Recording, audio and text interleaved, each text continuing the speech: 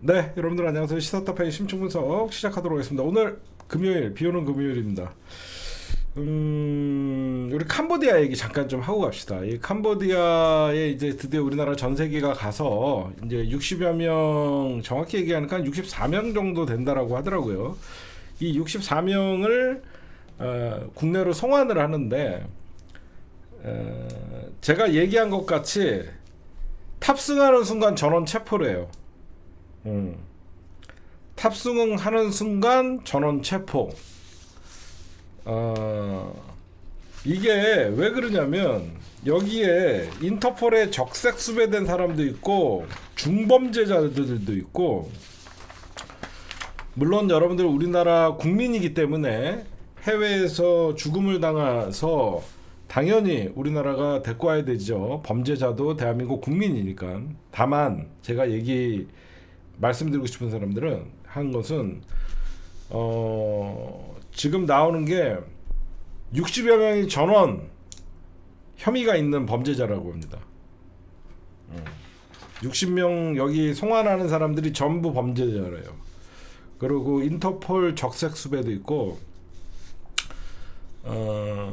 제가 여러분들 처음에 이번 캄보디아 경찰만 우리가 욕할 게 아니라 캄보디아 경찰이 갔더니 안 나간다, 나 한국 안 간다라고 하는 사람들도 있잖아요. 이게 무슨 말이냐면 우리가 이분들 대학생의 억울한 죽음 이런 것들에 대해서는 참 마음이 아프고 그러지만 이 사람들 캄보디아에 가서 뭐 했습니까? 대한민국 국민들을 상대로 보이스피싱 했던 사람들이에요. 생각해 보세요. 이 사람들 캄보디아 거기 가갖고 대한민국 국민들을 상대로 보이스피싱하고 피눈물 흘리게 했던 사람들입니다. 범죄자들이에요. 이 사람들이 여기 가갖고 물론 그 중에서는 아무것도 모르고 추업 사기를 당해서 갔다고 하는 사람도 이해가 가지 않죠. 어떤 일을 한다고 한 달에 1,000만 원을 줍니까? 그것도 캄보디아에서. 이 사람들 여러분들 때문에 수많은 사람들이 피눈물을 흘렸던 사람들이에요. 어떻게 보면 외국에 나가 있는 범죄 조직 우리나라 사람들 지금 전부 체포해 갖고 오는 거예요. 어쨌든 우리나라가 발빠르게 자국민 보호라는 철저한 대한민국 국가의 위신을 세우고 데리고 오지만 대부분 범죄 혐의가 있는 피해자이신 분이고, 이분들 오자마자 전부 체포를 한다고 합니다. 저는 그렇게 해야 된다고 보고요. 딴 것도 아니고 이 보이스피싱 이거는 정말 피눈물 흘리게 하는 거죠. 하긴 보이스피싱을 자기 돈이라고 우기는 사람도 있습니다. 걔 중에. 그 다음에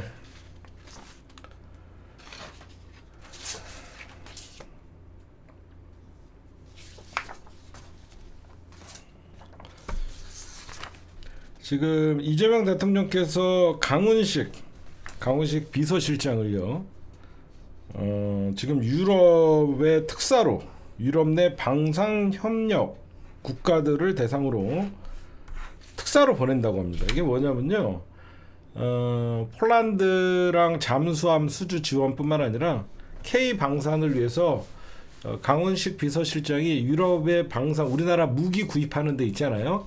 거기를 대통령의 친서를 들고 가는 겁니다. 이건 뭐냐면 어떤 미국의 관세 압박에 우리나라가 어떤 대통령이 유럽으로 어떤 눈을 좀 돌리고 있는 것이다, 수출의 팔로를 개척하는 것이다 라고 여러분들이 좀 보시면 좋을 것 같습니다. 그 중에 하나예요. 에이펙 정상회담에서 한미 정상회담을 앞두고 우리나라도 이런 좀 K 방산이라는 방산 때문에 나가는 것 같지만 그 이면에는 그런 점들이 있다. 그 다음에 국감 얘기는 조금 이따가 좀 합시다. 여러분들 제가 요즘 한 이틀 동안요 뉴스를 보면서요 되게 부끄러웠어요. 뭐가 부끄러웠냐고, 이해가 안 가는 뉴스가 있어요. 여러분들은 어떻게 생각하는지 모르겠습니다. 저는 최태원 노소영 재판일 무슨 세기의 재판 막 이렇게 얘기하는데 전 너무 부끄러웠어요. 그런 언론들이나 그렇게 떠드는 레거시 미디어들이 너무 저는 부끄러웠어요. 여러분들 이게 최태원 노세영의 재판이 위자료와 어떤 그런 소송이 금액이 커서 세계의 재판입니까? 어? 난 이거 정말 대한민국의 권력자와 재벌들의 민낯을 추악함을 드러낸 사건 아니에요? 아니 재산 싸움을 떠나서 그냥 대한민국의 소위 최상위층에 산다는 권력자의 독재자의 딸과 정경유착으로 큰 회사의 재벌의 돈 싸움을 통해서 나는 그들의 추악한 민낯이 드러난 거 아닙니까? 근데 이게 어떻게 무슨 세계의 재판이고 연병들을 떨어요? 나는 그거에 동의할 수 없어요. 나는 오히려 뭐 1심에서는 뭐 최태원의 손을 들어주고 항소심에서는 노소영의 손을 들어줘서 천문학적인 1조 뭐 6천억 원을 물어내라 그랬다. 그러다가 나머지 뭐 대법원에서는 다시 그 파기환송으로 최태원의 손을 들어줬다. 이게 내가 하나 물어봅시다. 결국은 이 쟁점이 노태우의 비자금이거든요. 그러면 이게 왜 드러났습니까? 노소영이가 최태원과 이혼을 안 하려다가 이혼을 하는 걸로 합의를 하면서 최대한 많이 위자료를 받겠다라고 얘기하다가 진짜 소송에서 이기기 위해서 그 당시에 노태우가 줬던 비자금의 존재를 알린 거예요. 그래서 세상이 당한 거예요. 응? 그렇죠. 최태원과 노소영이가 재산 분할이나 위자료는 20억으로 정해졌고 재산 분할에 관해서 소송을 하는데 자기가 불리하니까 어떻게 보면 비자금의 존재를 꺼낸 겁니다. 이건 뭐냐면요. 몰수해야 되는 거예요. 몰수. 이게 노태우가 이게 무슨 얘기냐. 제가 좀 이걸 이 사건을 좀 알아요. 이게 여러분들 노태우 비자금이 언제 세상에 알려지냐면요. 1995년도에 노태우가 비자금이 4천억 원이 있다라는 그 당시에 민주당의 박계동 의원에 의해서 국회 대정부 질문에서 까발려져요. 노태우의 비자금이. 그 당시에 민주당 박계동 의원에 의해서 대정부 질문에서 노태우가 비자금이 4천억 원이 있다라는 증언을 막 그랬는데 그때 이제 언론사들이 이제 노태우의 비자금을 추적을 해요.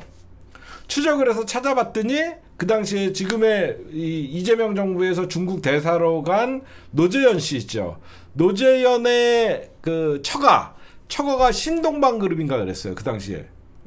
동방유량이라는 신동방그룹의 전신이 동방유량이었어. 그러니까 노재현의 와이프가 동방그룹 딸이었어. 이 동방그룹 명의로 강남에 1,000억 원대에 이제 빌딩을 샀던 거야. 차명으로. 그러다 보니까 노태우가 그 위장 매입 그런 빌딩 1,000억짜리들이 몇 개가 발견돼요. 그러다가 이제 노태우가 자기 비자금 없다 발뺌하다가 갑자기 사돈 기업을 통해서 강남 빌딩 위장 매입했던 게 걸리고 1,000억대 빌딩도 걸리고 하다 보니까 재산이 4천억이라는 게 걸렸던 겁니다. 그러다가 일부가 이제 노소영이가 이제 노태우의 딸 아닙니까? 그때 노태우가 1991년도에 권력을 잡고 있을 때 1991년도에 그 당시에 성경그룹의 그러니까 최태원의 아버지 최정현이한테 300억을 줘요. 최정현이가 300억을 옛날 여러분들 1991년도만 해도요. SK는 대한민국 재벌에 속하지도 못했어요. 지금 생각해보세요. 잘. SK는 대한민국의 재벌에 끼지도 못했습니다. 1991년도만 해도. 대한항공보다도 밑이었어요. 그랬더니 이 300억 원을 그때 노태우가 최정현이 회장한테 주면서 이제 최정현 회장이 50억 원짜리 어음 6장을 줘요. 50억 원짜리 어음 6장을 줘요. 300억 현금을 받고 50억짜리 어음 6장을 넘겨준 거예요. 이번에 재판에서 노소영이가 사람들은 메모만 발견됐다고 하는데 어음을 깠어요. 그 당시에 최종현 회장이 노태우에게 50억짜리 어음 6장을 이 김옥순이가 이걸 갖고 있었던 거야. 김옥순이가 50억짜리 6장을 김옥순이가 갖고 있다가 그 노소영이가 이걸 재판에서 깠어요. 그래서 이 비자금이 확인이 된 거였어요. 그렇게 됐던 거예요. 여러분들 이 SK가 재벌이 되는 과정을 보면요, 진짜 웃기죠. 여러분들 유공이라고 들어봤어요? 유공? 옛날에 우리나라에 거의 석유를 다 우리나라가 유공이 수입을 해서 국내에다가 뿌려주는 회사가 유공이었어요. 유공. 그쵸? 그래서 그 당시에 유공은요, SK보다 훨씬 큰 거의 국영기업 같은 기업이었어요. 그 유공을 SK가 먹어갖고 SK 유공이 돼버리는 거예요. 그쵸? 그거 유공을, 그러니까 요만한 등치의 SK가 유공을 먹어버립니다. 민영화 시켜갖고. 그게 바로 이 노태우의 비자금이 들어갔던 거예요. 그 다음에 이 노태우 비자금이 SK텔레콤을 먹어가면서 그런 그 유래를 좀 아시면, 그러니까 이 노태우의 비자금 그 당시에 300억은 엄청난 종잣돈이 된 거죠. 성경은 노태우가 키운 게 아니라 그냥 노태우가 밀어준 거죠. 그쵸? 박정희가 대한항공을 키우고 포항제철을 키우듯이. 그러면서 그때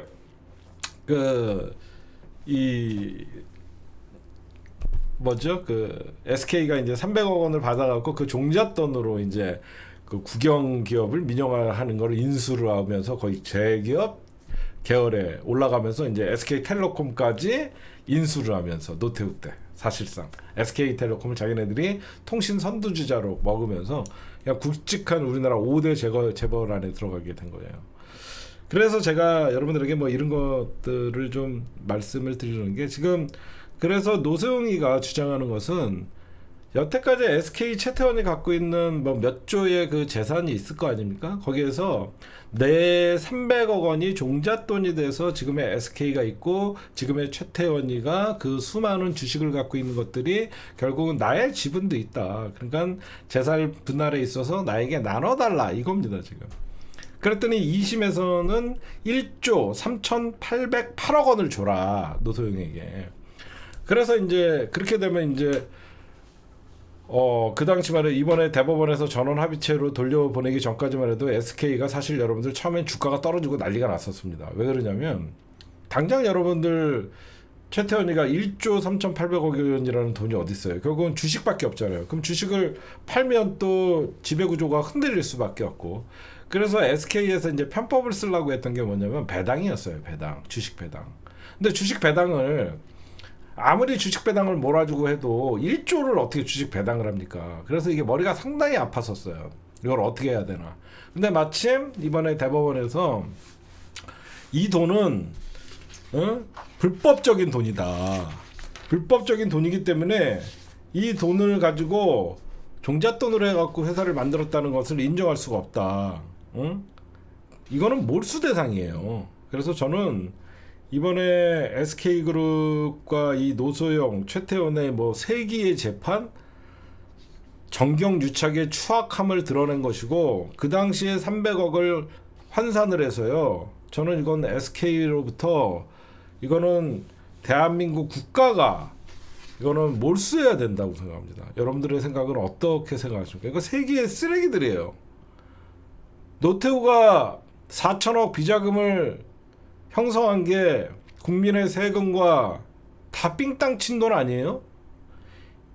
저는 그래서 이거는 SK가 1조 3,800억 원 2심의 결과 같이 저는 이거는 국가가 환수해야 된다고 생각합니다. 개인적으로. 그러니까 여러분들이 여기저기서 언론이 부채질하는 무슨 세기의 재판, 저는 민낯이 이제 얼굴이 화끈거릴 정도로 진짜 아무리 처음에는 600억 주라 그랬거든요.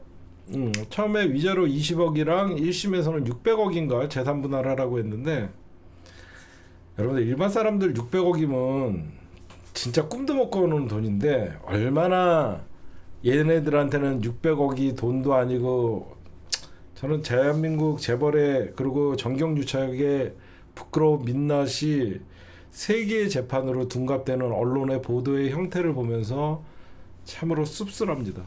그 얘기를 좀 하고 싶었습니다. 뭘 써야 됩니다, 이 돈은. 이게 왜 노소용의 왜 위자료입니까? 대한민국 국민들의 피땀 어린 혈세를 노태우가 비자금으로 형성해서 SK에 준 돈이면 국민의 돈이죠. 저는 좀 그렇게 생각합니다. 그 다음에 또 이해가 가지 않는 언론 보도, 또 저는 좀 보는 시각이 나면서, 여러분들 조국혁신당에서 조희대 탄핵 소추안을 공개했죠. 그렇죠? 그 다음에 사법개혁안을 공개했습니다. 제가 한번 읽어드릴게요. 사법부 개혁안에는 국회 사법개혁특별위원회를 즉각 구성하자.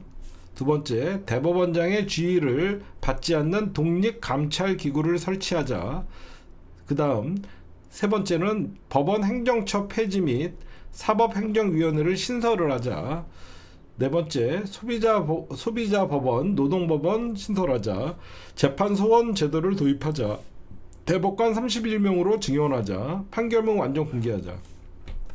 다 좋아요. 조국혁신당의 여러분들 조국 대표가 사법개혁안과 조희대의 탄핵 소추안을 공개했죠. 언론의 반응을 보신 분들이 있어요? 이상한 거 없어요? 언론의 반응 이상하지 않아요? 이런 얘기를 해요. 조국 대표님이. 대법원이 자초한 위기는 조희대 대법원장이 대선 개입에서 비롯됐다며, 대법원장이 내란 연장 세력과 결탁한 사실에 대해 반드시 진상을 밝히고 응당한 책임을 묻겠다. 그래서 조희대 탄핵 소추안을 공개한 거예요. 그러면서 국회가 본질적인 해결책인 조희대 탄핵을 미루고 있다며 혁신당이 나서겠다, 이걸 얘기했죠. 뭐가 이상한 거냐면, 조국 혁신당에서는 분명히 조희대 탄핵과 그 다음에 사법부 개혁안을 발표를 했는데, 대한민국의 모든 언론은 민주당은 선긋기, 이게 대한민국 기레기들의 수준입니다. 조국 혁신당이 조희대 탄핵안과 사법부 개혁안이 어떤 내용인가를 사람들이 알 수 있도록 언론이 그거를 보도를 해줘야 되는데, 조국 혁신당에서 탄핵소추안과 사법개혁안을 발표했는데 모든 뉴스가 민주당 우리는 입장이 다르다, 선긋기. 모든 언론은 민주당은 입장이 다르고 선을 그었다, 이게 주가 되면 안 되는 거죠. 그쵸? 제가 왜 이런 말씀을 드리냐면, 당연히 민주당 입장에서는 조희대 대법원장이라는 어떤 사상 유례 없는, 당연히 여러분들 해결책은 탄핵이지만, 민주당이 내년, 그리고 집권 여당으로서, 지금 이재명 대통령뿐만 아니라 집권 여당으로서 내년 지방선거를 앞둔 와중에 조희대 탄핵이라는 어떤 그 여론의 수렴도 필요하고, 그러니까 제가 여러 번 이런 얘기를 했죠. 민주당의 칼은 장검이에요. 제가 예전부터 이런 비유를 많이 썼는데, 민주당의 칼은 장검이기 때문에 빼기도 힘들지만 한번 그 칼을 뺐을 때는 뭔가를 내리쳐갖고 베야 돼요. 근데 조국혁신당은 단검이에요. 뺐다 넣었다 언제든지 할 수 있어요. 그렇죠? 그러니까 언제든지 조국혁신당은 세게 얘기해도 그걸 주워 담을 수도 있고, 민주당은 그만큼 장검이기 때문에 큰 칼을 빼기도 힘들지만 그 칼을 뺐을 때는 결국은 결과물이 나와야 되는 거예요. 그래서 제가 계속 이게 말씀드리고 싶은 것은, 조희대 탄핵안, 그냥 우리는 왜 조국혁신당이, 우리가 저번에도 얘기했듯이 쇄빙선 역할을 한다 그러면서 조희대가 탄핵돼야 되는지에 대해서 사실 언론은 주목해야 되는 거죠.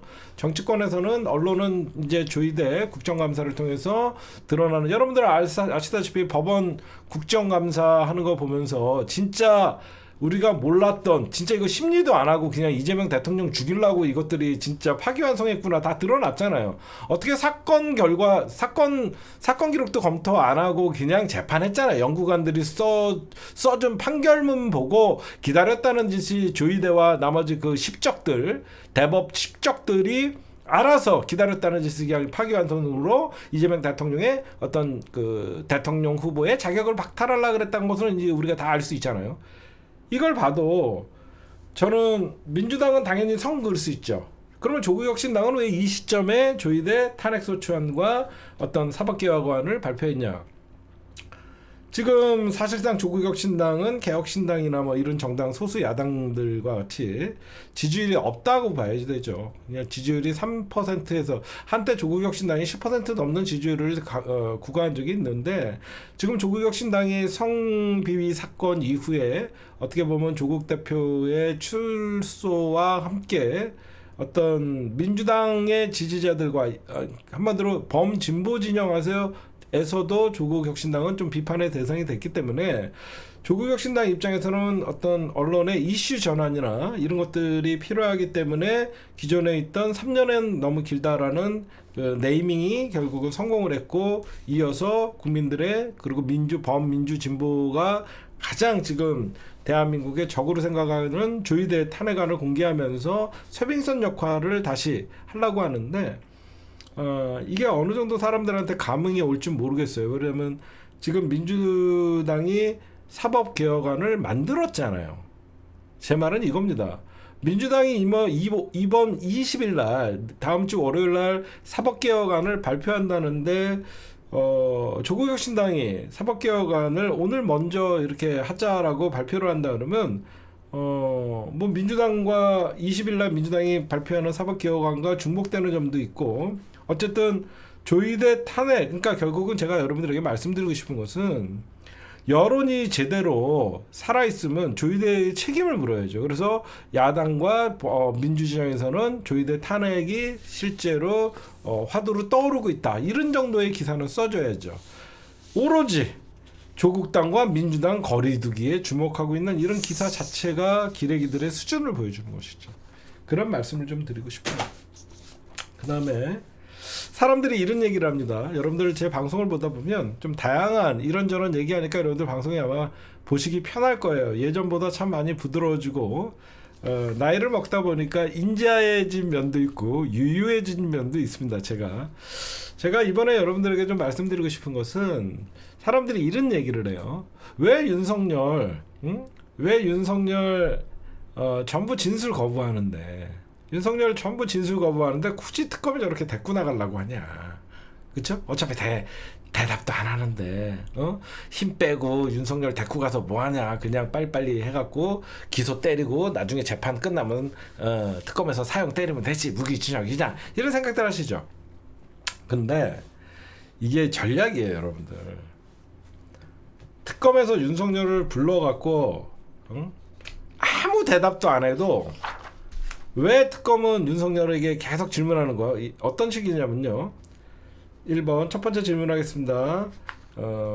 호칭은 대통령님으로 하겠습니다. 윤석열 대통령님, 내란 때 평양에 무인기 보냈습니까? 지시하셨습니까? 전수 거부합니다. 대답하지 않겠습니다. 이렇게는 해줘야 되거든요. 아무 대답을 안 하든가. 이게 왜 중요하냐면 나중에 윤석열 변호인단들이 재판 과정에서 어떤 식으로 여러분들 꼬투리를 잡냐면 피의자의 방어권을 충분히 보장하지 않았다. 그렇죠? 피의자의 방어권을 충분히 보장하지 않았다. 이렇게 얘기하면 이제 특검이 이런 거를 내미는 거예요. 피의자에게 과도한 방어권을 줬기 때문에 특검에서 조사할 때 모든 진술을 거부해도 우리는 계속 질문을 이어갔다. 이게 되는 겁니다. 그렇죠? 저것들을 계속 그러잖아. 피의자의 방어권이 침해된다. 그래서 보석으로 풀어달라. 밖으로 내보내달라. 연병들을 하잖아요. 근데 특검에서는 대답을 안 해도 계속 질문을 하는 거예요. 그러면 특검에서는 나중에 피의자의 방어권을 충분히 보장해줬다. 이렇게 되는 것이고 두 번째는 뭐가 되는 거냐면 재판에서도 이제 특검에서 수사에 적극 협조도 안 하고 대답도 안 하고 결국은 양형에서 윤석열이가 불리할 수 있잖아요. 수사에 협조도 안 하고 반성의 기미도 없고 그렇기 때문에 특검에서는 무조건 윤석열이를 끌어다가 취조를 하면 무조건 이익인 거예요. 피의자 대답을 하던 안 하던 결국은 네 손해니까요. 그래서 특검이 여러분들은 뭐 알아낸 것도 없으면서 왜 그렇게 끌고 가냐라고 하시는 분들이 있는데 그런 점도 있다라고 여러분들에게 알려드린 겁니다. 그 다음에 국감 얘기 좀 할까요? 국감 얘기 좀 하시죠.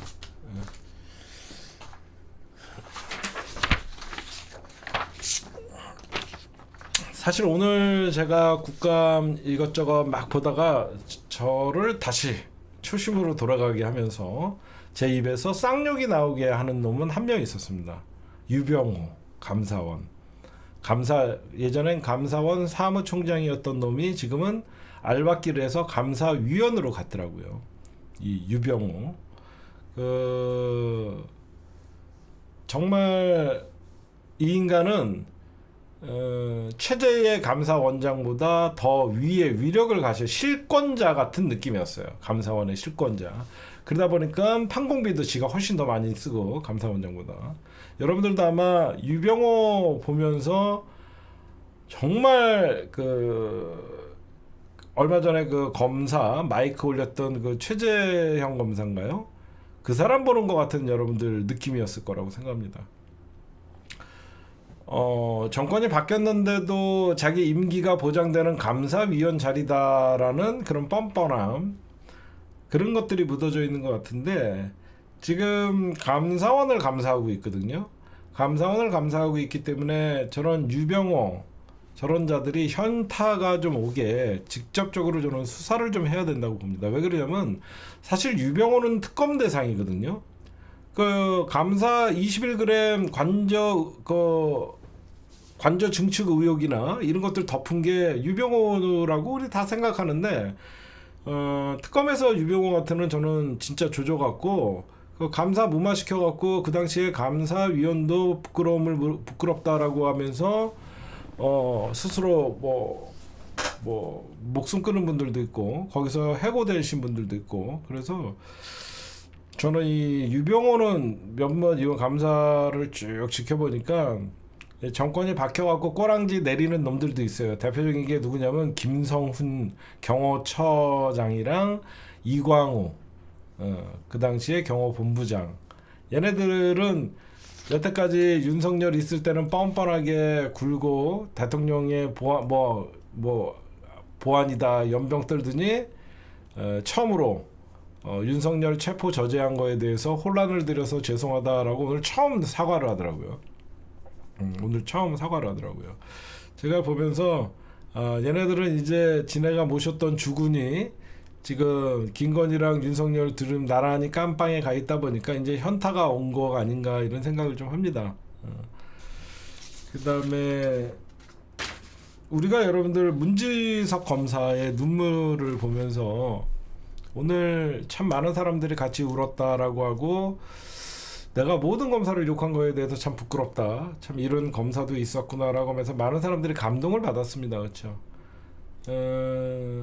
오늘 쿠팡에서 이제 돈을 지급하겠다라고 얘기가 나왔는데요.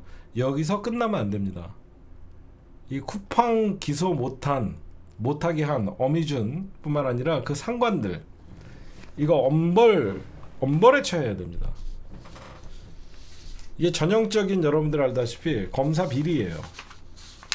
검사 비리 진짜 유전무죄 무전유죄가 되는 겁니다. 없는 사람들에게는 가혹하게 억울하게 만들고 있는 자들 봐주고. 저는 문지석 검사의 눈물이 헛되게 하지 않으려면 문지석 검사의 양심을 눈물로 보인 그런 문지석 검사의 수사를 방해했던 어미준 그 당시에 부천지청장과 김동희 차장검사는 반드시 공수처에서 구속시켜야 됩니다. 그래서 공수처 만든 거예요. 이런 거는 공수처에서 바로바로 체포해갖고 끌고 와갖고 이거는 바로바로 구속을 시키고 해야 되는데 지금 공수처도 믿을 수 없고, 그 다음에 오늘 진짜 통 한 명 패 죽이고 싶은 놈이 하나 있었죠. 예, 김영석 독립기념관장. 지금 민주당이 김영석을 국회 증언감정법으로 고발을 했는데, 이놈이 뭐라 그랬냐면요, 출근도 지 맘대로 하고 퇴근도 지 맘대로 하다가 걸렸는데, 이놈이 이런 얘기를 합니다. 공무원은 동절기 규정으로 5시에 퇴근한다. 대한민국 공무원들 동절기라고 5시에 퇴근한다는 규정 없습니다. 이거는 국정감사에서 추궁하자 자기는 그런 말을 한 적이 없다고 강하게 부인했는데, 민주당이 녹취를 확보해 갖고 깠습니다. 그래서 이거는 이 김영석 독립기념관장이 지금 어떤 형태에 있냐면요, 독립기념관은 보훈부 소속이죠. 그래서 보훈부에서 지금 김영석 업무 전반에 관해서 감사를 진행하고 있습니다. 그래서 조만간 김영석은 아마 그 자리를 지킬 수 없을 거예요. 그리고 오늘 김영석 앞에서 소신 밝힌 이명화 연구소장 정무위원회에서 국감 답변하는 거 혹시 보신 분들 있습니까? 혹시 보신 분들 있어요? 이분 정말 일제의 강점기 조선의 국적은 조선이었다. 이게 이명화 연구소장이 얘기한 건데요. 사실 예전에 독립기념관장 인사청문회 때 이 김영석이가 일제시대 때 대한민국 국민 조선인의 국적은 일본이었다라고 얘기한 거를 반박을 한 거예요. 그래서 이런 얘기를 합니다. 이명화 소장이 뭐라고 얘기했는지 한번 들어보십시오. 식민지 시대 일본법에 의한 국적이 조선인에겐 적용되지 않았다. 독립기념관은 민족의 정체성의 입장에서 얘기할 수밖에 없고, 당시 독립운동가뿐 아니라 일반 국민들은 다 자신들이 코리안이라는 인식을 가지고 있었다. 그러면서 조선적이라고 해 외지인 취급을 한 건 일본인들의 주장이다라고 말했고요. 일제시대 때 우리 국민들이 외국에 나갈 땐 일본 여권은 어쩔 수 없이 가져가지만, 너희가 어디서 태어났느냐라고 출생을 물으면 코리아라고 답했다고 기록에도 있다. 지난해 8월 독립기념관장 선발 면접 시험 때 일제 식민지 시대 때 한국의 국적이 무엇이냐고 생각하냐는 질문에 김영석은 일본이라고 대답했던 걸 정면으로 반박했습니다. 이런 분들도 있어요. 그럼에도 불구하고 사퇴할 생각이 없다. 사퇴할 생각이 없으면 독립기념관을 사유화시킨, 사적으로 이용한 이런 김영석은 반드시 날려야 되지 않겠습니까? 그 다음에 저거 좀 얘기할게요. 그리고 제가 어제 여러분들 좀 충격을 받았어요. 혹시 유스타파 보신 분 있어요? 유스타파 보신 분? 제가 예전에 여러분들 이 특검 시작하기 전에 이렇게 말씀드렸던 거 혹시 기억나시는 분 있어요? 특검의 성과는 나중에 검사들을 얼마나 구속시키냐를 보면 특검이 잘했냐 못했냐의 기준이 된다. 아니, 유스타파를 왜 구독을 취소해요? 여러분들, 제가 유스타파에 뭐가 들어왔냐면, 특검에 어떤 놈, 김건희 특검에 어떤 놈들이 있나 봤더니 나 깜짝 놀랐습니다. 지금 특검에서 조사하고 있는 사건들을 덮었던 놈들이 거기에 특검에 있어요. 그러니까 제가, 기억나시죠? 특검의 성패는 검사들을 얼마나 구속시키냐에 따라 아무도 제가 저번에 이런 얘기도 했죠. 이상하게 검사들 수사한 얘기가 안 나온다. 와, 나 이거 보서 여러분들, 이거 제가 못 보신 분들을 위해서 보여드릴게요. 이게 어디 있지? 데이터에 있나?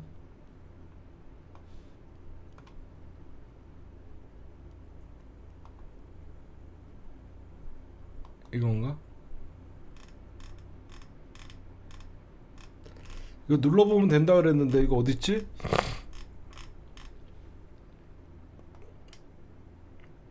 이름 사진 다 까졌는데 이걸 어디를 누르면 된다 그러는데 이 데이터를 어디를 누르면 프로젝트인가? 데이터? 여기 있다 여기 있다. 여러분들 이거 봐요. 나 여러분들 너무 충격받지 마요. 나 깜짝 놀랐어요. 이게 뭐냐면 뉴스타파가 특검 검사 전체를 한 거예요. 여기 보세요. 도이치모터스 사건. 한문혁 검사랑 정덕채 검사가 수사를 해요. 한문혁 검사가 누구냐? 서울중앙지검 반부패 수사일부에서 부지장 시절 도이치모터스 사건을 수사 20년. 사실 이 사건을 수사하다가 뭉갰던 애들이에요. 깜짝 놀랐죠? 한마디로 옛날에 내가 아는 한문혁은 그 당시에 그나마 수사를 잘했어. 수사를 잘했는데 이거를 좀 수사를 잘해갖고 알렸더니 좌천시켰어요. 그래서 광주 고검으로 밑으로 내려보냈던 애들이에요. 근데 얘네들을 지금 그러니까 덮었던 애들이에요. 정덕채는 누구냐? 도이치모터 사건을 수사했던 애고 제주지청으로 얘네들 두 명이 수사를 그나마 잘했던 애들이야. 그나마. 근데 얘네들은 지 위에 선배들을 지네가 수사를 하겠냐고. 더 기가 막힌 거. 건진법사 뇌물사건. 김효진, 박기태, 신인호. 얘부터 볼까요? 얘가 관본권을 발견한 사람이에요. 분실했다고 하고. 신유호 검사는 당시 남부지검 가상노동으로 건진법사 수사에 참여했던. 아니 얘네들이 정의로운 게 아니라 다 남부지검 이런 데서 그 사건에 관련된 애들을 데리고 왔는데 자택까지 압수수색 지휘했던 애들인데 얘네들이 이게 수사를 하겠냐고.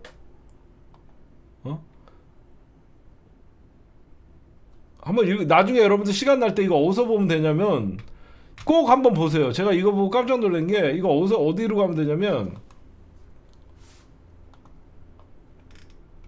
여러분들 뉴스타파에서 뉴스타파 홈페이지 여기 클릭을 하시면 데이터가 있어요.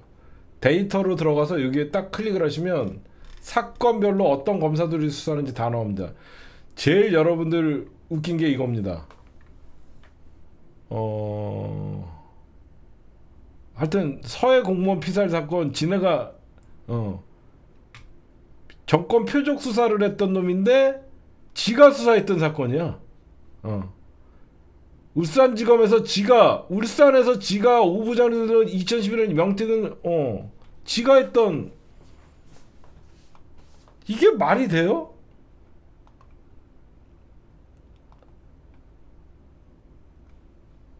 나 참 웃겨갖고 이거 봐요. 대우조선 하청 장금보가 누구냐? 통영지청에서 이 사건을 담당했던 애예요. 지네가 다 덮었던 사건들을 지네가 해요. 그러니까 검사들을 치지 못하죠. 양평 공흥지구 사건 조현욱. 수원지검 여주지청에 있던 사건으로 써있던 양평 당시 여주지청 김건씨 당시 조현욱 검사는 여주지청 형사부. 윤석열이랑 같이 근무했던 애들이야. 야, 씨, 나 이거 보고 소름 돋아갖고. 제가 왜 이런 말씀을 드리냐면요.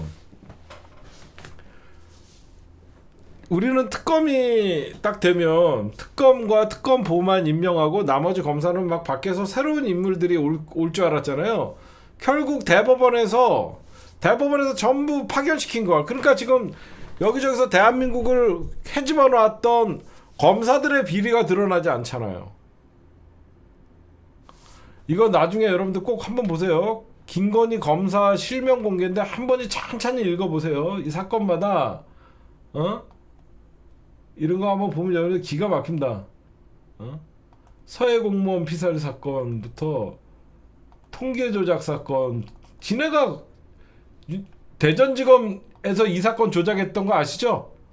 얘 대전지검 있었어. 이거 봐. 송봉주 검사는 대전지검 형사 4부장으로서 이 수사를 이끌었던 자야. 말이 됩니까? 문재인 정부의 통계 조작 사건을 수사를 이끌었던 자가 이 사건을 특검에서 수사를 한다는 게 말이 되냐고.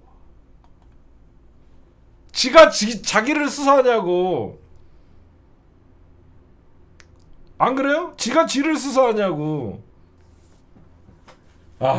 어쩐지 검사 새끼들 왜 안 잡혀오나. 제가 진짜 그 말씀을 좀 많이 드렸잖아요. 특검이 진짜로 수사를 잘하냐 못하냐는 검사들이 얼마나 이번에 많이 구속되느냐 그걸 봐야 된다. 없잖아, 단 한 명도. 난 왜 모든 사건을 덮고 모든 사건을 하명 수사를 했던 놈들이 왜 검사들은 안 잡혀오지? 내가 했던 수사를 특검 갖고 내가 해. 말이 안 되지.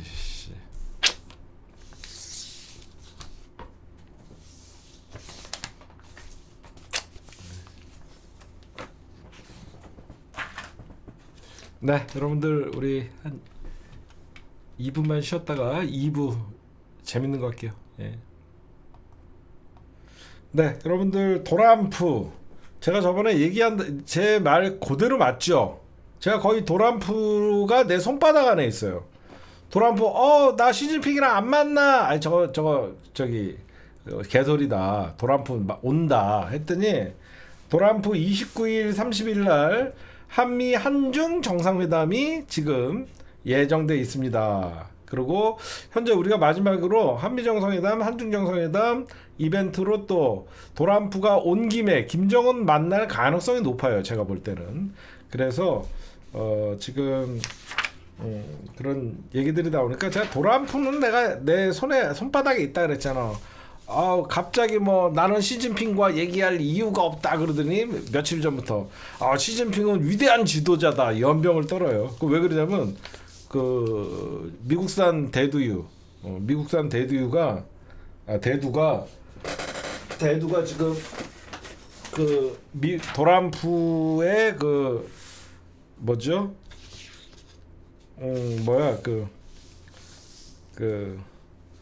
주요 중부 지역에 주요 그 백인 노동자들이 농장을 갖고 있는데 거기 도란프 지지층이 대두 농사를 많이 짓거든. 근데 지금 관세 얘기 좀 합시다.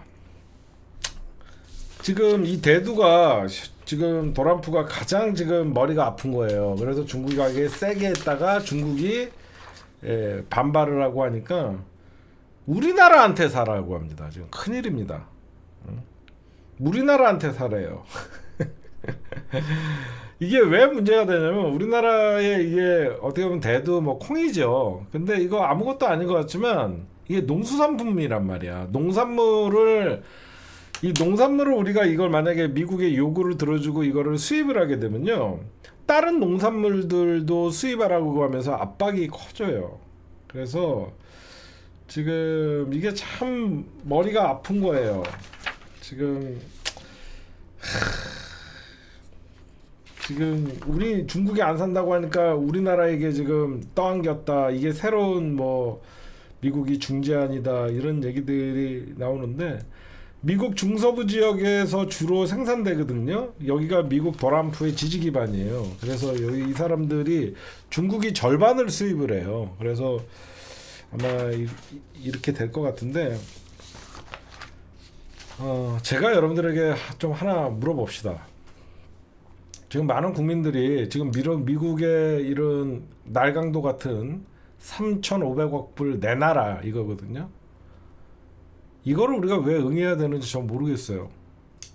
제가 무식해서 국제정세 물론 알죠. 미국은 패권주의고 전 세계의 가장 초강대국입니다. 근데 우리나라 돈을 선불로 달라고 하는 새끼들이 날강도지. 응? 투자금을 선불로 달라 그러고 자기네가 알아서 투자하겠다고 하고 그랬더니 여러분들 우리가 할 수 있는 게 지금 무슨 협상의 어떤 좀 좁혔다, 이견을 좁혔다라고 얘기하는 게 뭐냐면 할부로 하겠대요. 할부로.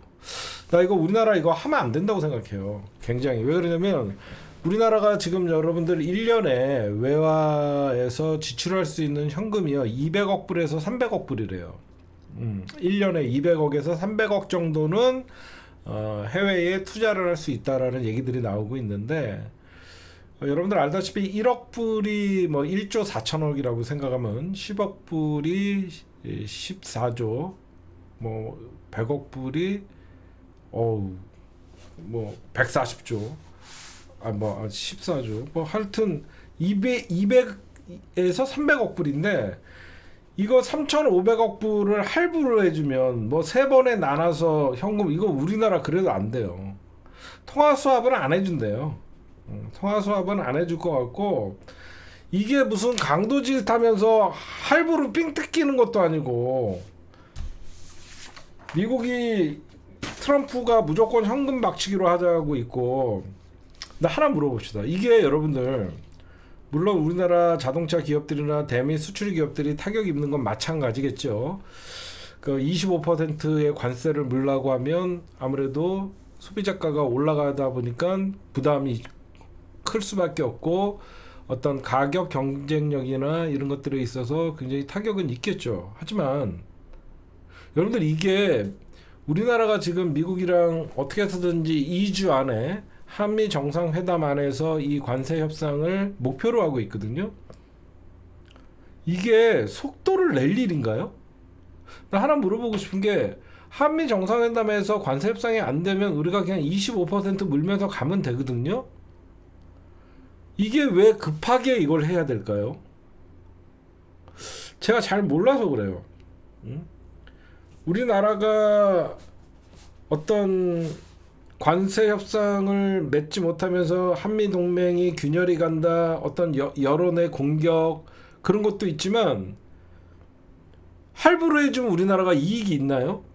결국은 할부든 뭐든 다 갚아야 되는 거잖아요. 어떻게 보면 투자가 아니라 미국에게 3,500억 불이라는 미국이 부르는 대로 우리가 지금 빚을 진 거예요. 야, 너희들 3,500억 불 내놔. 깜짝 놀랐죠. 없던 돈을 갑자기 너 한마디로 한반에 교실에서 너 오늘 방과 후까지 돈 뭐 10만 원 구해와 일진들이 빵서틀한테 지금 돈 구해오라는 거예요. 그래갖고 제일 먼저 충성 들어오면 쪽발이 새끼들은 5,500억 불 뭐 갖다 바치겠다. 나는 할 수 있어. 뭐 이렇게 하고 우리나라는 내가 어떻게 3,500억 불을 구해와 한 번엔 못해. 그리고 나 이거 다 내면 우리 굶어 죽어. 그러니까 뭐 해줘 이거거든요. 이게 관세 협상이 급한 거는 알겠는데 급하다고 해갖고 빨리 하면 되나요 이게? 이게 어떻게 보면 우리나라의 경제에 운명이 걸릴 수도 있고 잘못하다 이게 할부를 했다가 10년 20년 미국에게 얽매여갖고 막 잃어버린 10년 20년이 될 수도 있고 굉장히 저는 신중해야 된다고 생각해요. 트럼프는 계속 선불로 달라 그러고 앉아있고 우리나라랑 일본이랑 경제 규모를 사실 비교하면 안 돼요. 일본은 기축통화예요. 준기축통화이기 때문에 나는 이 트럼프 정부에서 우리나라가 힘들고 그래도 좀 버텨야 된다고 생각하는데 여러분들의 생각은 어떤지 모르겠습니다. 그 다음에 부동산 얘기 좀 합시다. 부동산 하면 여러분들 지긋지긋하죠. 왜 그러면 이게 언제부터인가 민주당의 이 부동산 트라우마가 심각해요. 이러지도 못하고 저러지도 못하고 대출 제한하면 이 대한민국의 이 부동산 이 부동산 투기 세력들과 기득권들이 일제히 지네들 투자 못하고 지네들 부동산으로 돈 못 버는 거를 청년에게 돌립니다. 그러니까 이거를 항상 청년들이 피해를 입는다, 신혼부부들이 피해를 입는다, 생애 최초 구입자들이 피해를 입는다라고 하면서 사실 싸움을 다른 데다가 붙이는 거거든요. 여러분들이 보셔도 그렇죠. 진짜 싸움은 민주당의 부동산 정책은 강남의 투기 세력들을 잡기 위함이고 서울의 풍선 효과를 저지하기 위해서 이재명 정부가 서울의 핀셋, 문재인 정부 때 실패했던 게 핀셋 규제였어요. 그 핀셋 규제를 했더니 뒷북치는 정책이 됐고 그 뒷북치는 정책이 풍선 효과로 번지면서 전국이 부동산 투기 열풍이 불었던 게 사실입니다. 그래서 민주당은 사실상 부동산 정책 실패로 윤석열에게 정권을 내줬다라고 해도 과언은 아니었어요. 문재인 정부의 어떤 실책이다라고 얘기해도 남았는데 이 부동산 문제가 갑자기 부동산이 하락해도 싫어하는 사람 이게 왜 그러냐면 민주당에서 부동산 정책을 강하게 하고 조세 정책을 강하게 해서 부동산을 때려잡으면요 찬성하는 사람들은 가만히 있어요. 이게 희한합니다. 이게 제가 보면 민심 여론조사를 하면요 5대5 정도 나올 거예요. 이것도 5대5 정도 나오는데 희한하게 불만 있는 사람들의 목소리만 언론이 달아줘서 그래요. 그렇죠? 언론이 불만 있는 사람들의 목소리만 담아줘서 그러는 거지 사실상 이재명 정부의 부동산 어떤 가격을 잡기 위한 이런 정책들을 얘기하면 사람들이 아 부동산이 너무 올랐죠. 이거는 부동산이 너무 가격이 올랐기 때문에 집 구입하려는 사람들의 꿈이 사실상 사라져서 부동산 정책 이런 사람들의 목소리를 담아주지 않아요. 무조건 부동산 정책에 의해서 피해본다라고 하면서 그러니까 한마디로 진짜 부동산 투기를 하고 싶은 놈들은 뒤에 숨고 진짜 부동산에 대해서 크게 반응하지 않는 신혼부부나 이런 분들의 어떤 그런 사람들과 싸움을 붙여요. 제가 볼 땐 그래요. 그러면서 국힘당 같은 이런 반민주적 정당, 위헌정당은 맨날 하는 소리가 반시장적 공세. 이게 참 민주당 이게 왜 그러냐면 부동산은요 진보와 보수의 문제가 아니거든요. 이거는 사람들이 정치 성향은 민주당을 지지해도 자기 집값 떨어지거나 자기가 집을 살라 그랬는데 갑자기 대출이 규제가 되면 또 내 어떻게 보면 인생에 있어서 도움이 되지 않는다 그러면서 정치를 혐오할 수 있고 이건 진보의 보수가 문제가 아니라서 이게 참 힘든 거예요. 그래서 저는요 사실 이번에 이재명 정부의 저는 부동산 정책은 잘했다고 생각해요. 왜냐면 이왕 할 거 강력하게 해버려야 돼요. 찔끔찔끔 하다가 계속 욕 처먹는 겁니다. 한번 세게 해놓고 니들 이래도 안 잡혀? 그 다음에는 보유세야? 이렇게 딱 민주당이 지금 병풍을 쳤거든요. 저는 문재인 정부 때 핀셋이라고 하면서 찔끔찔끔 하다가 지금 망했거든요. 그래서 이번에 이재명 정부가 제일 잘한 거는 서울 전역을 투기 과열 지역으로 토지역의 거래구역으로 했던 거. 저는 그걸 잘했다고 생각합니다. 아유 좀 늘 마음이 아파요 이런 것들 보면. 그 다음에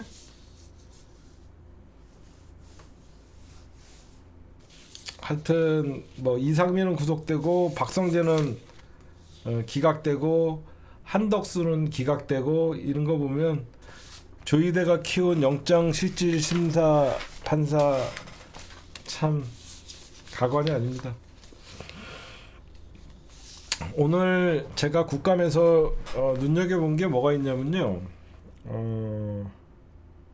민주당이 이제 오늘 헌재 국감이 있었거든요. 민주당의 헌재 사무총장을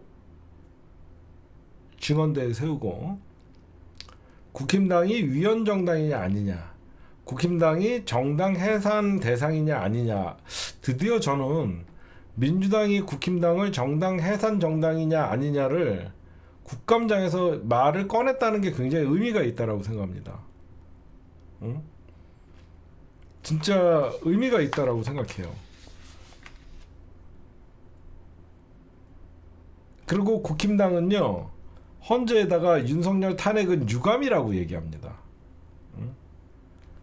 저는 사실 오늘 헌재는 혼나야 되는 자리예요.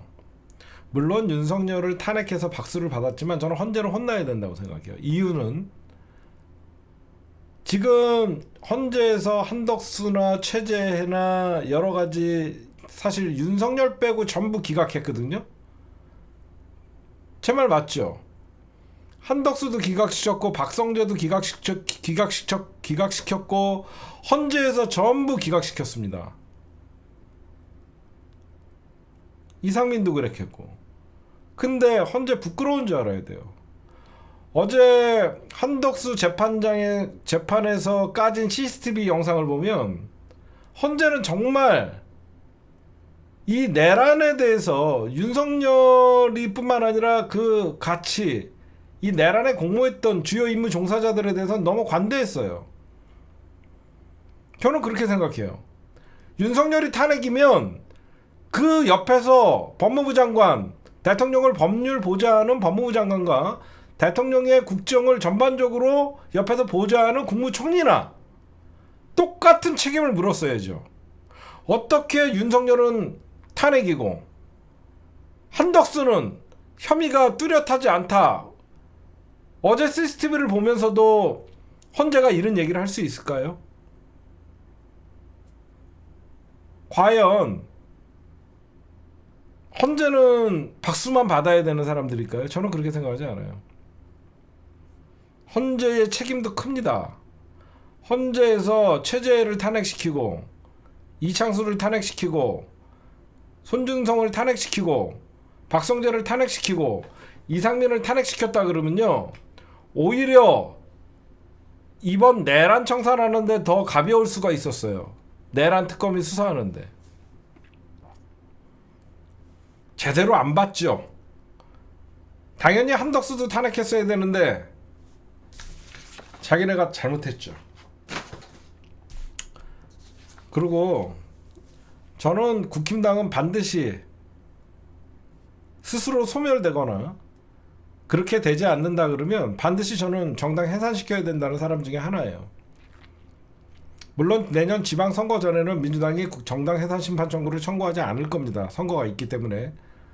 저는 내년 지방선거 이후에 민주당은 진짜 뒤도 보지 말고 국힘당 정당 해산 심판 청구해야 돼요. 이유는 그러니까 올 연말에 특검의 수사 결과가 나오고 특검이 이제 기소를 할 거 아닙니까?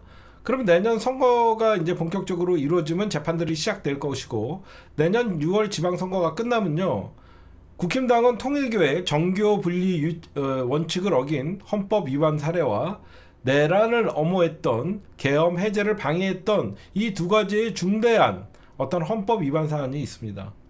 제가 하나 내란의 동지였지. 사실상 국회에서 내란 해제, 계엄 해제를 하지 않았다 그러면 우리나라는 어떻게 됐을지 모릅니다. 저는 한 가지 묻고 싶어요. 통합진보당의 이석기는요, 모의만 했다가 해산당한 정당이에요. 통진당은 그 어떤 행위나 시도를 하지 않고 강연에서 통진당이 이석기 강연 내용만으로도 정당을 해산시켰던 이력이 있어요. 그러면 통진당에 비추어 보면 국힘당은 실질적으로 친일 쿠데타를 옹호했습니다. 얘네는 실행을 했던 자들이에요. 실행을 했는데 왜 얘네들이 정당 해산 심판이 안 됩니까? 말이 안 되죠. 통진당은 그 당시에 내란 모의만 했어도 정당이 해산됐어요.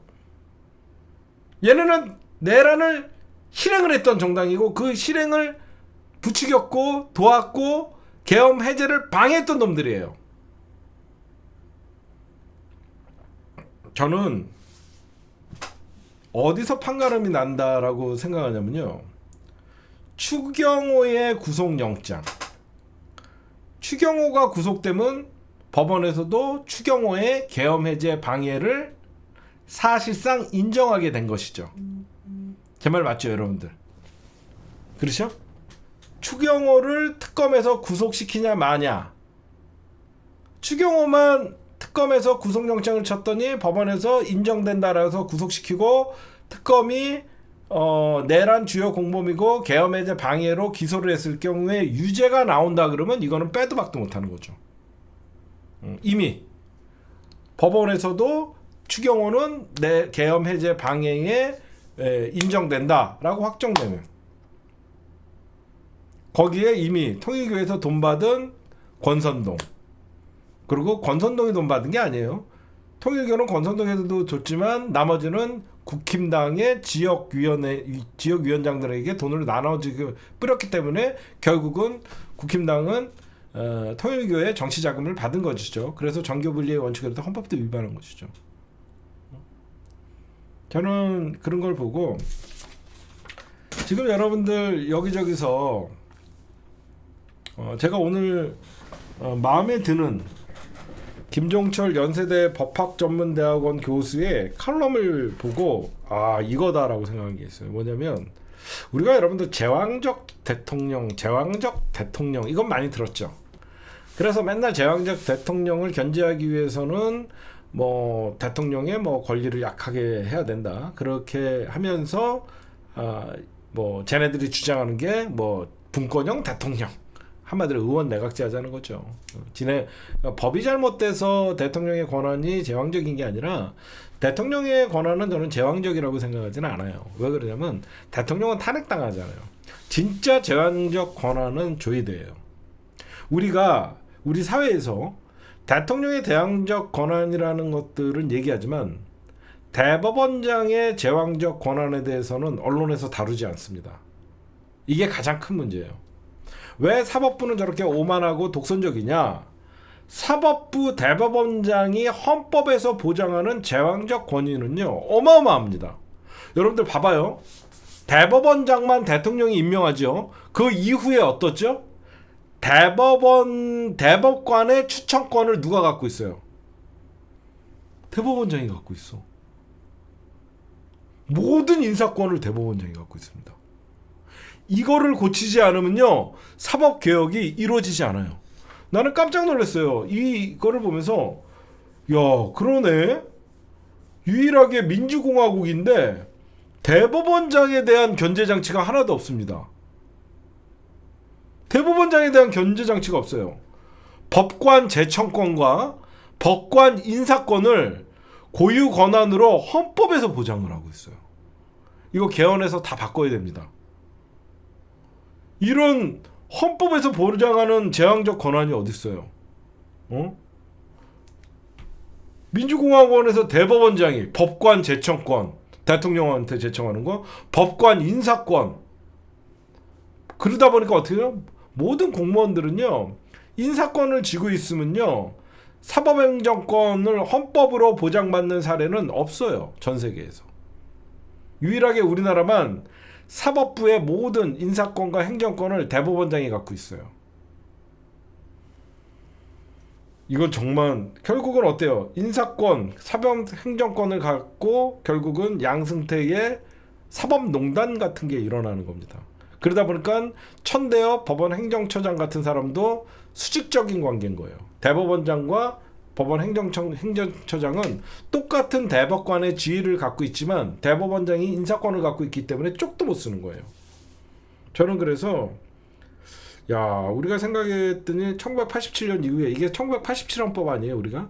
그때 우리가 결국은 민주화가 되고 나서 가장 수혜를 입은 것은 국민인 줄 알고 대통령 직선제로 의해서 대한민국 국민들이 참정권과 선거권을 가졌다라고 생각했는데 결국은 과거의 군사 독재 시절에는 검찰이나 사법부나 위에서 내리는 대로 판결하던 놈, 위에서 내리는 대로 구형하던 놈들이 이제는 지네끼리 피는 국민들이 흘리고 민주화의 가장 큰 권력을 결국은 검찰과 판사, 즉 사법부가 가졌다.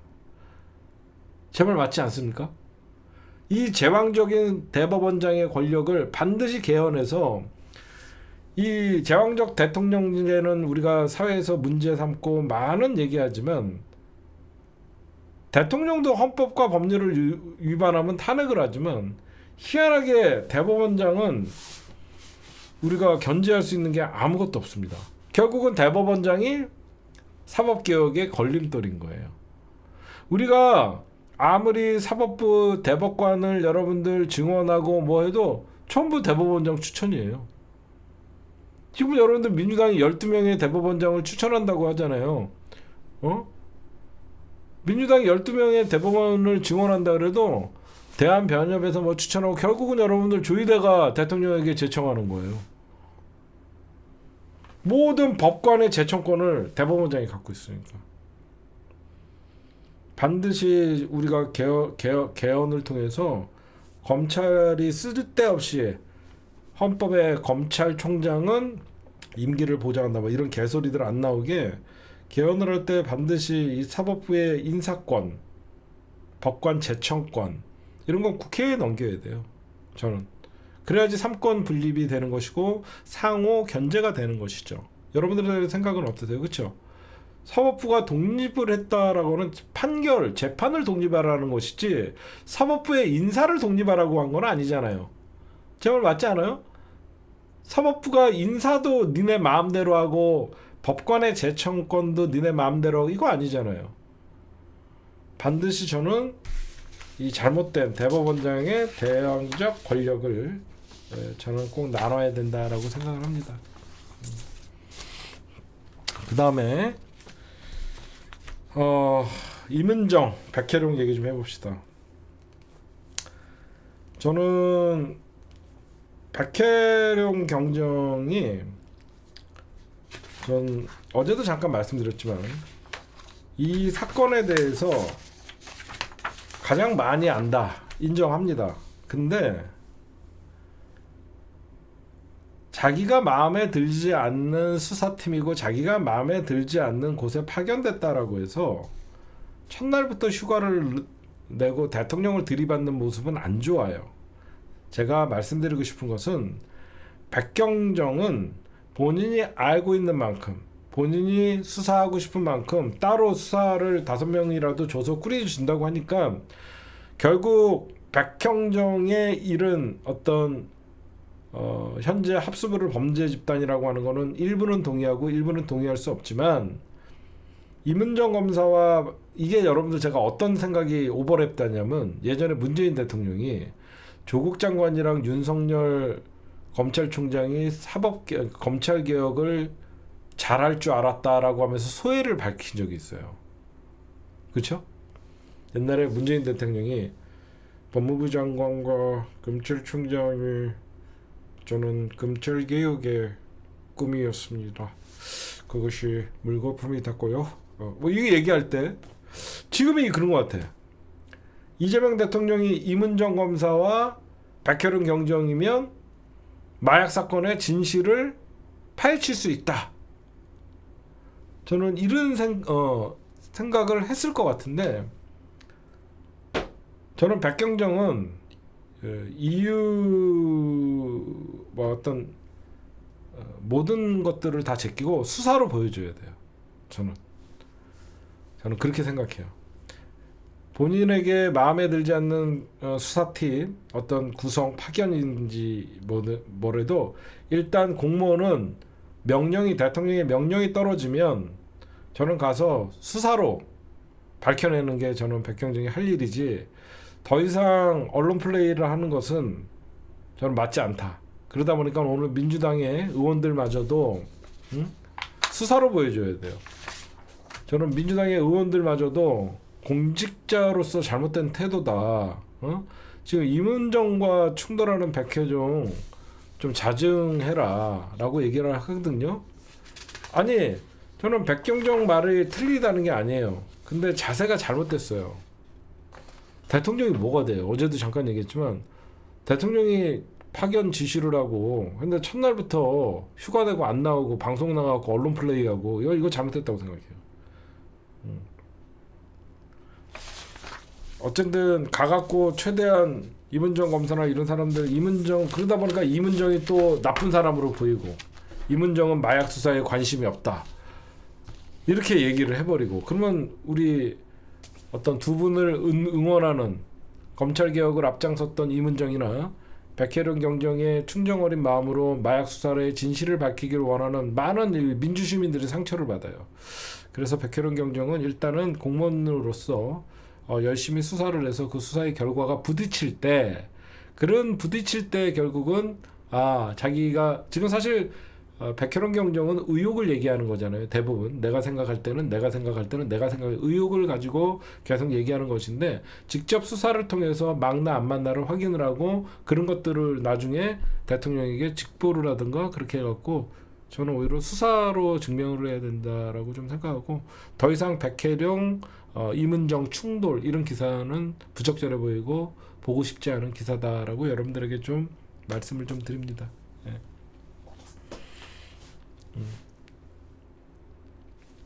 네, 오늘의 심층 분석 녹화는 여기까지만 할게요.